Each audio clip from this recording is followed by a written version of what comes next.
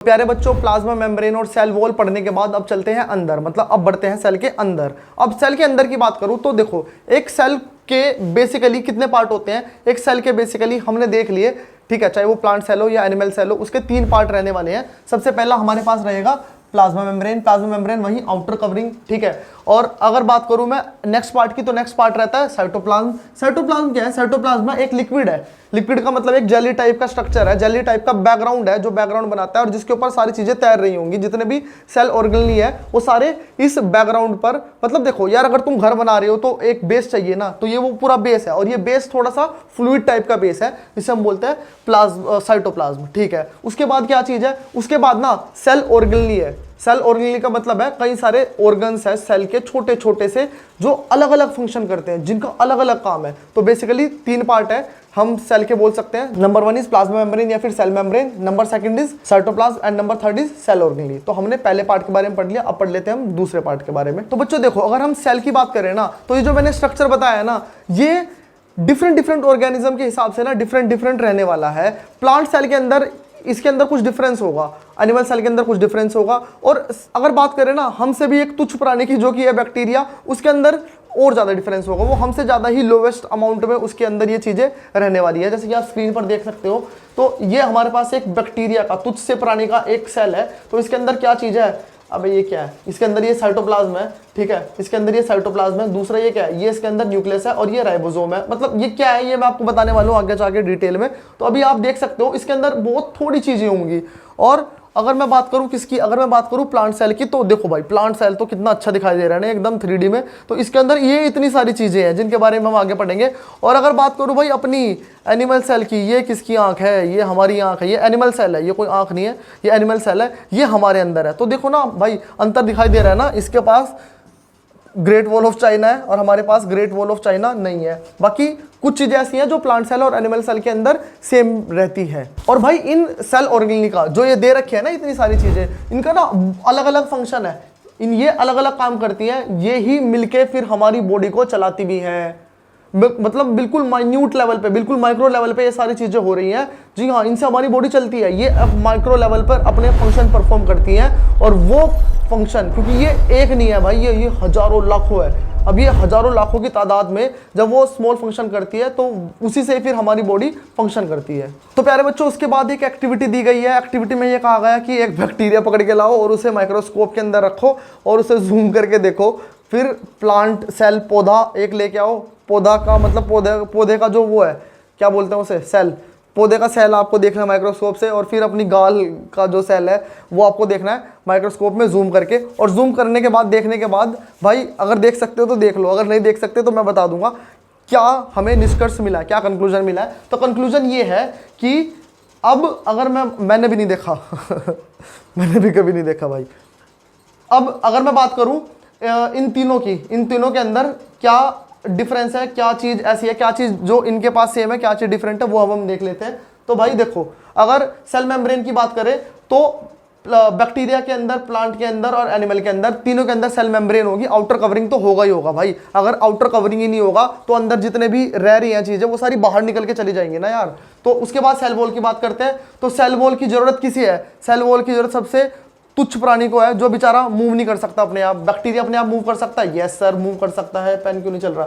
Bacteria move कर सकता है? Yes sir. एनिमल मूव कर सकते हैं? Yes sir. कौन नहीं मूव कर सकता? प्लांट सेल नहीं मूव कर सकता। तो इसके अंदर हमें सेल वॉल डालनी पड़ेगी, डाल दी। उसके बाद करते हैं साइटोप्लाज्म की। साइटोप्लाज्म मैंने वैसे तुम्हें बता दिया था। साइटोप्लाज्म क्या, एक बैकग्राउंड बनाता है सेल का, जिसके अंदर सारी चीजें तैर रही होती है। जितने भी ये सेल ऑर्गेनली है, ये सारे तैर रहे होंगे, जितने जहाँ पे ये रह रहे होंगे। तो उसका जो बैकग्राउंड बनाता है, तो बैकग्राउंड यार वो तो सबको चाहिए ना, बिना धरती के कैसे एग्जिस्ट कर सकती है बिल्डिंग। तो इसलिए साइटोप्लाज्म तो भाई तीनों के पास होगा। आगे चलते हैं, न्यूक्लियस। न्यूक्लियस का मतलब पता क्या है? न्यूक्लियस का मतलब है दिमाग। ये मान के चलो भाई, न्यूक्लियस का मतलब है हमारा जो ब्रेन है ना, ब्रेन जैसे हमारे पास ब्रेन है, वैसे ही सेल का जो ब्रेन है वो न्यूक्लियस है। अब एक बात बताओ, क्या प्लांट के पास ब्रेन है तुम्हारे अकॉर्डिंग? भाई प्लांट के पास ब्रेन है। अगर जिसे नहीं लग रहा है ना प्लांट के पास ब्रेन है, तो उसका मैं कुछ नहीं कर सकता, ठीक है। तो प्लांट के पास ब्रेन है, यस, प्लांट के पास ब्रेन है, मतलब न्यूक्लियस है। एनिमल के पास ब्रेन है, यस। बैक्टीरिया के पास नहीं होता यार, तभी तो बैक्टीरिया मतलब जो बीमारी होती है वो भी उसके अंदर भी बैक्टीरिया होता है ना, तो वो किसी को भी बीमारी लग सकती है। तो इसलिए वो अंतर नहीं करता मेल फीमेल, है ना, गरीब अमीर, उसमें दिमाग ही नहीं है। अगर दिमाग होता तो मतलब अमीरों को लगता, गरीबों को नहीं लगता। अब बात कर लेते हैं भाई न्यूक्लियोइड की। न्यूक्लियोइड बोले तो बैक्टीरिया का दिमाग, बैक्टीरिया का दिमाग बैक्टीरिया में ही होगा भाई, प्लांट और एनिमल में तो होगा ही नहीं, ठीक है। और अब लास्ट बात कर लेते हैं, लास्ट ये है हमारे पास membrane bound cell organelles. Cell organelles का मतलब पता क्या है? सेल ऑर्गेनेलीज का मतलब वही है जो मैंने आपको बताया था ना कि बहुत सारे चीजें ऐसी होंगी जो डिफरेंट डिफरेंट फंक्शन परफॉर्म करेंगी। तो अगर उनकी बात करूं वो किसके अंदर है, वो भाई अगर बैक्टीरिया के अंदर होती ना तो आज बैक्टीरिया राज करता इस धरती पे, इस दुनिया पे बैक्टीरिया का राज होता। अगर बैक्टीरिया के पास भी ये सारी चीजें होती, ये किसके पास है? जिसका राज है इस धरती पे, किसका? हमारा, मतलब कि एनिमल सेल के पास है और प्लांट सेल के पास है।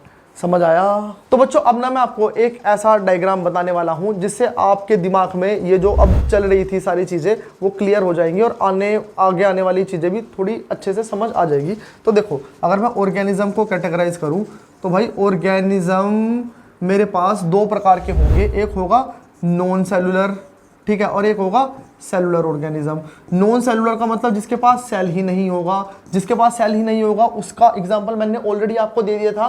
वो कौन है? वो है वायरस। वो कौन है? वो है वायरस, ठीक है। और सेलुलर ऑर्गेनिज्म दो प्रकार से मैं इसे डिवाइड कर सकता हूं, जिसके पास सिर्फ एक सेल है यानी कि यूनिसेलुलर, और भाई जिसके पास मल्टी सेल है। मल्टी सेल का मतलब कई सारे सेल हैं, मल्टी सेलुलर, ठीक है भाई। तो ये हमारे पास कैटेगराइजेशन हो गया। अब इसी सेलुलर ऑर्गेनिज्म को ना अब मैं दूसरी कैटेगरी से भी डिवाइड कर सकता हूं, वो है हमारे पास प्रोकैरियोट्स और भाई यूकैरियोट्स, ठीक है। अब ये इसे ना प्लीज इससे कंफ्यूज मत हो जाना कि प्रोकैरियोट का मतलब यूनिसेलुलर है और यूकैरियोट का मतलब मल्टीसेलुलर है। नहीं, ऐसा बिल्कुल भी नहीं है। प्रोकैरियोट यूनिसेलुलर मल्टीसेलुलर हो सकते हैं और यूकैरियोट भी मल्टीसेलुलर और यूनिसेलुलर हो सकते हैं। तो बच्चों ये ना एक एक्टिविटी लिखी हुई थी एनसीईआरटी के अंदर जो मैंने सोल्व करके यहाँ पे लिख दी है। तो ये डिफरेंस दिखा हुआ है किसके बीच में? प्रोकैरियोट और यूकैरियोटिक सेल के बीच में। किसके बेसिस पे ये कैरेक्टरिस्टिक्स लिख रखी है? न्यूक्लियस की बात करें तो प्रोकैरियोट के अंदर, प्रोकैरियोट का मतलब है देखो प्रोकैरियोट प्रिमिटिव, पुराने, ठीक है। अगर उनकी बात करें तो इनके पास प्रिमिटिव न्यूक्लियस है, न्यूक्लियस भी पुराने वाला है, ठीक है। और उनके पास जो यूकैरियोट हो गए उनके पास पुराने वाला न्यूक्लियस नहीं है, उनका जो वर्जन है वो अपडेट हो चुका है। तो अगर बात करें डायमीटर की तो इनकी डायमीटर कम होगी, प्रोकैरियोट की उनकी ज्यादा होगी डायमीटर, सेल की डायमीटर, चौड़ाई सेल की। नंबर ऑफ सेल्स इसके अंदर देखो ये यूजुअली यूनिसेलुलर है ज्यादातर, ठीक है। मतलब ऐसा नहीं है कि 100%, यूजुअली ज्यादातर ये यूनिसेलुलर ही रहता है। और यूकैरियोट की बात करें तो वो यूनिसेलुलर भी हो सकता है और मल्टीसेलुलर भी हो सकता है। और अगर बात करें भाई मेम्ब्रेन बाउंड सेल ऑर्गेनेली की तो इसके अंदर एब्सेंट है, मतलब प्रोकैरियोट के अंदर कोई ऑर्गेनेली नहीं होगा, ठीक है। ये अकेला ही वन मैन आर्मी है, इसके पास और कोई इसकी मदद करने के लिए नहीं है, तभी तो बेचारा प्रिमिटिव है।